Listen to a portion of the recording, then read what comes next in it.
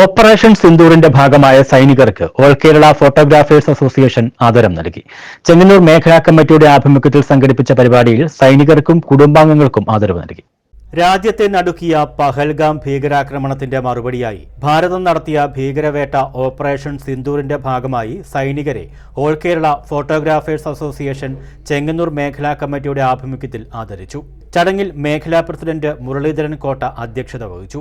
കല്ലുശ്ശേരി PWD rest ഹൌസിൽ നടന്ന യോഗത്തിൽ ജില്ലാ പ്രസിഡന്റ് S. മോഹനൻ പിള്ള, സൈനികൻ രതീഷ് നായരെയും ജില്ലാ സെക്രട്ടറി അനിൽ ഫോക്കസ്, ജില്ലാ വൈസ് പ്രസിഡന്റ് മുരളി ചിത്രയും സൈനികൻ നിതിന്റെ മാതാപിതാക്കളെയും ആദരിച്ചു. ദേശീയതയും അതിലൂന്നിയാണ് നിൽക്കുന്നത്. ഈ അവസരത്തിൽ വീരജവാന്മാർക്ക് അവർക്ക് ജന്മം നൽകിയ മാതാപിതാക്കളെയൊക്കെ ആദരിക്കുന്ന ഈ വലിയ ചടങ്ങിന് എല്ലാവിധ ആശംസകളും നേർന്നുകൊണ്ട് നിർത്തുന്നു. നന്ദി, നമസ്കാരം. യോഗത്തിൽ മേഖലാ സെക്രട്ടറി രാജേഷ് രാജ്വിഷൻ സ്വാഗതം ആശംസിച്ചു.